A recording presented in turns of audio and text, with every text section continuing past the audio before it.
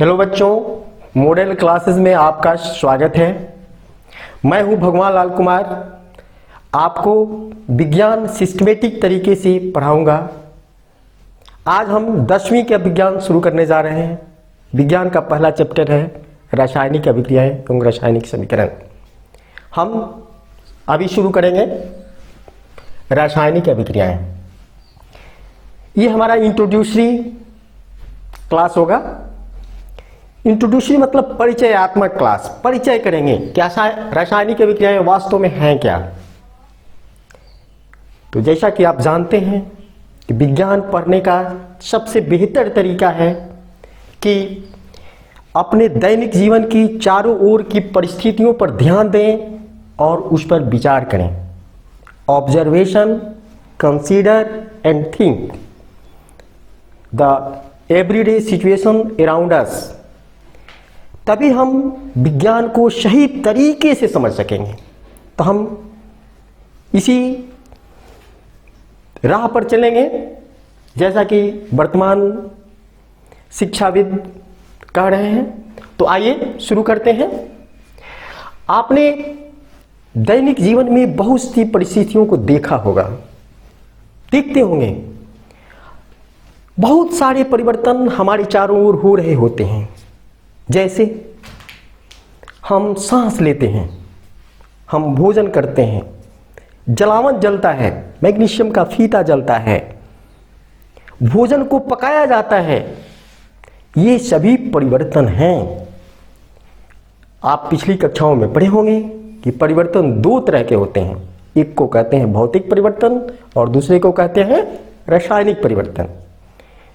जैसा कि आप जानते हैं पहले से कि भौतिक परिवर्तन में जो परिवर्तन होता है, परिवर्तित पदार्थ को पुनः मूल पदार्थ में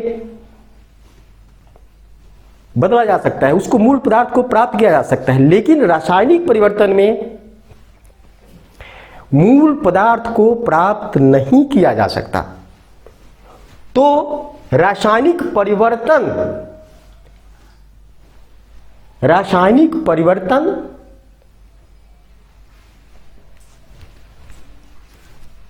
क्या है? जब किसी पदार्थ की मूल प्रकृति में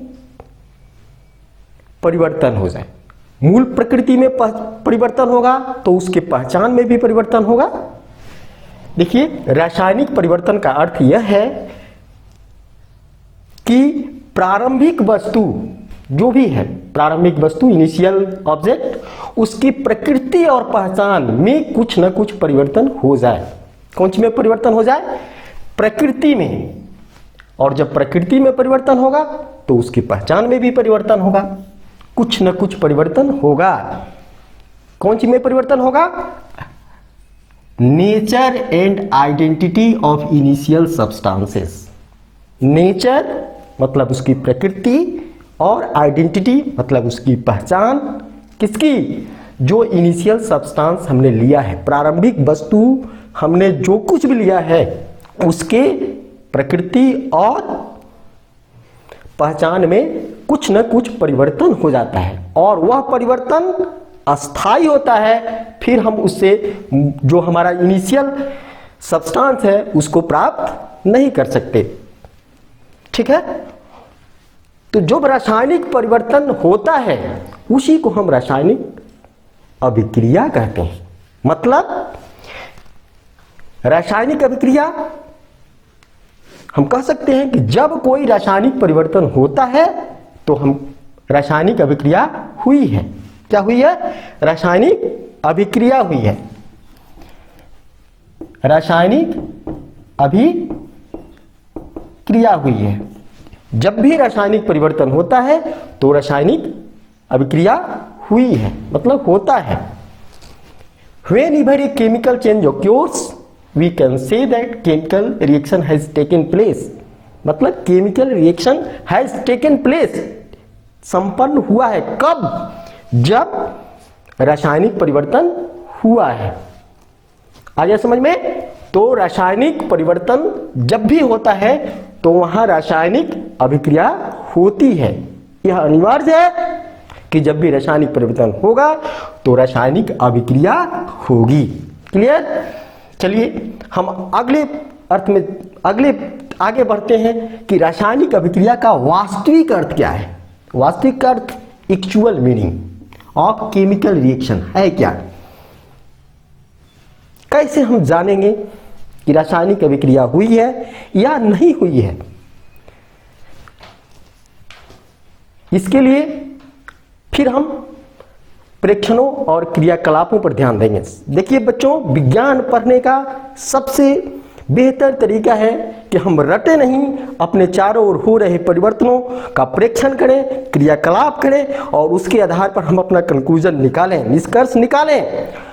तब समझेंगे कि विज्ञान वास्तव में कैसे होता है, घटित होता है और उस सबको हमारा माइंड कंसीव कर पाएगा, अच्छी तरह से समझ पाएगा और उसको याद रख पाएगा। देखिए जब बहुत सारे परिवर्तन होते हैं उसमें हम देखेंगे कि किन किन चीज़ों में परिवर्तन होता है। आप देखेंगे कि जो इनिशियल वस्तु है, इनिशियल सब्सटेंस है या जो कुछ बन रहा है, रासायनिक परिवर्तन के बाद जो कुछ बनता है वह जानते हैं कि बिल्कुल नया पदार्थ होता है और उससे फिर मूल पदार्थ को प्राप्त नहीं कर सकते। तो जो मूल पदार्थ होता है या बनता है या उस प्रोसेस में जो कुछ होता है तो उसमें क्या क्या परिवर्तन होते हैं, मतलब उन प्रेक्षणों के आधार पर हम यह समझेंगे कि रासायनिक परिवर्तन हुआ है या हो रहा है। तो सबसे पहले अवस्था में परिवर्तन होता है। क्या होता है उसमें से? देखिए अवस्था में रंग में किसी गैस का निकास या तापमान में परिवर्तन, इतनी चीज हैं। तो आइए हम एक एक करके डील करते हैं। सबसे पहले है अवस्था में परिवर्तन। बच्चों आप जानते होंगे पदार्थ की 3 अवस्थाएं मूल रूप से ठोस, द्रव और गैस। तो अवस्था में परिवर्तन होगा, ठोस से गैस हो जाएगा, गैस से तरल हो जाएगा, लिक्विड हो जाएगा, कोई ना कोई चेंज होगा, निश्चित रूप से होगा। क्या होगा?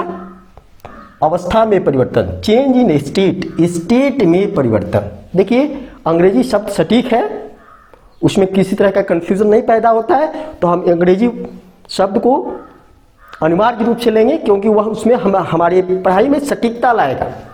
तो स्टेट में परिवर्तन होता है, ठीक है, समझ गए आप। अगले आता है रंग में परिवर्तन, चेंज इन कलर, उसके कलर में परिवर्तन हो जाएगा, रंग में परिवर्तन हो जाएगा। जैसे हम जलावन जलाते हैं, जलता है, हमारे घरों में चूल्हा जलता है, लकड़ी जलता है, आप लोग देखे होंगे कि जल करके क्या हो जाता है, रंग में परिवर्तन हो जाता है, काला हो जाता है, धुआं निकलता है, धुआं मतलब गैस निकलता है, ऊष्मा निकलती है।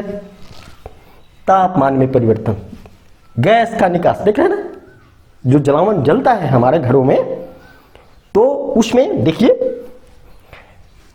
जो ठोस होता है, लकड़ी हम जलाते हैं ठोस होता है, जब जल जाता है चूर्ण बन जाता है। देखिए आप, एकदम डेली का प्रेक्षण है हमारे घरों में। तो ठोस क्या चूर्ण में बदल गया, ठोस है, अवस्था में परिवर्तन हो गया। और भी बहुत सारे उदाहरण देकर के हम समझेंगे कैसे होगा। रंग में देखिए काला हो गया। गैस देखिए धुआं निकलता है, जब हम जलावन जलाते हैं तो धुआं निकलता है, वो गैसों का मिश्रण है। क्या है? धुआं गैसों का मिश्रण है, उसमें बहुत सी गैसें मिली होती है, जैसे अधिकतर कार्बन डाइऑक्साइड गैस होता है। तो गैस का निकास या उत्सर्जन, इवोल्यूशन ऑफ गैसेस। रासायनिक अभिक्रिया में बहुत सी गैसें निकलती हैं। हर एक के अभिक्रिया में कोई जरूरी नहीं एक ही गैस, किसी में hydrogen gas, sulphur dioxide gas या और सारी गैसें हैं। हम एक एक करके जब आगे बढ़ेंगे तो समझेंगे कि गैस किस तरह से निकल रही है। तो गैस का निकास होता है, मतलब उसमें से निकलती है, उत्सर्जन होता है, इवोल्यूशन होता है। और चौथा है तापमान में परिवर्तन। इनिशियल वस्तु के तापमान में परिवर्तन होता है। तापमान में परिवर्तन 2 तरह से हो सकता है, ये या तो उसका टेम्परेचर बढ़ सकता है या टेम्परेचर घट सकता है। जब टेम्परेचर हम आगे पढ़ेंगे कि अवशोषित होता है एब्सॉर्ब होता है तो इनिशियल जो सब्सटेंस होता है, प्रारंभिक जो वस्तु होती है, उसका टेम्परेचर तापमान बढ़ जाता है, और जब ऊष्मा निकलती है, उत्सर्जित होती है, तो इनिशियल वस्तु का तापमान कम हो जाता है। मतलब कम हो जाए या अधिक हो जाए, मतलब परिवर्तन हो जाए। जैसे आप एक उदाहरण लीजिए, कली चूना, देखते हैं हमारे घरों को रंगने में आता है काम।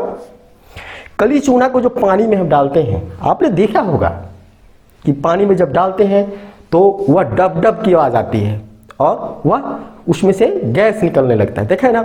और छू करके देखिए उसको, छू करके आपने देखिए सावधानी बरतना होगा विज्ञान पढ़ते समय, नहीं तो हाथ जल सकता है।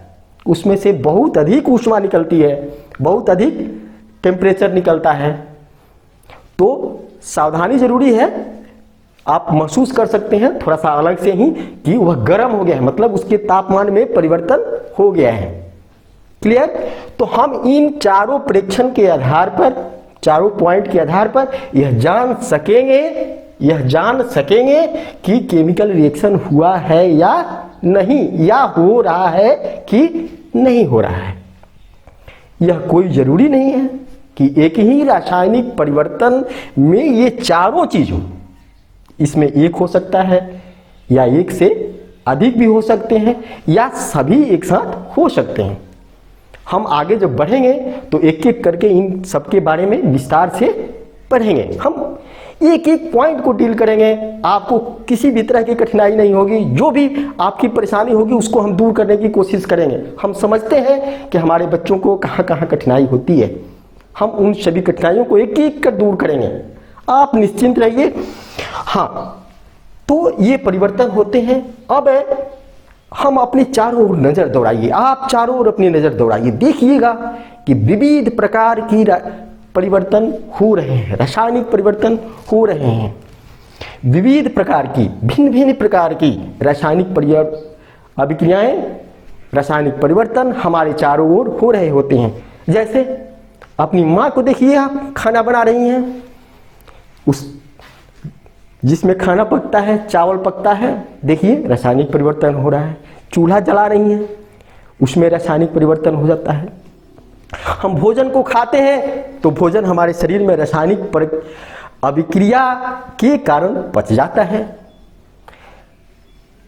मैग्नीशियम का फीता जलता है, देखे होंगे आप, लेबोरेटरी में गए होंगे, जाकर देखिएगा, नहीं गए हैं तो।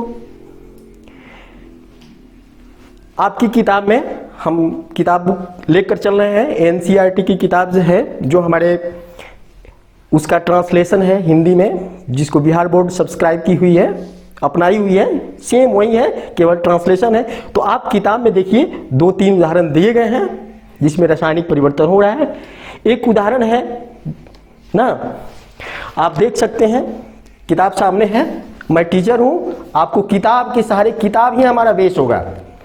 यहाँ रासायनिक परिवर्तन हो रहा है, देखिए एक फ्लास्क में क्या लिया गया है, यहाँ दानेदार जस्ते का टुकड़ा लिया गया है और ऊपर से सल्फ्यूरिक अम्ल डाला जा रहा है, देखिए किताब में।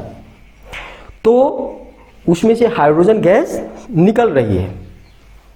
यहाँ जस्ता और हाइड्रोक्लोरिक अम्ल मतलब सल्फ्यूरिक अम्ल, यानी सल्फ्यूरिक अम्ल मतलब H2SO4 के बीच रासायनिक अभिक्रिया हो रही है और हाइड्रोजन गैस निकल रही है। एक एग्जाम्पल हुआ। इस तरह के बहुत सारे एग्जाम्पल आप अपने दैनिक जीवन में देख सकते हैं। अब रासायनिक अभिक्रियाएं कई प्रकार की होती हैं, इनके बारे में हम आगे पढ़ेंगे अगले वीडियो में, अगले क्रम में। तब तक बच्चों आप इसे समझिए, जहां भी कठिनाई हो उसको हमसे शेयर करने की कोशिश कीजिए, हम सबको दूर करेंगे एक एक करके, किसी भी तरह की कठिनाई नहीं होगी। और हमारा आधार हमारा टेक्स्ट बुक होगा, टेक्स्ट बुक ही आधार है, उसी के आधार पर हम बेहतर पढ़ाई कर सकते हैं। ठीक है बच्चों।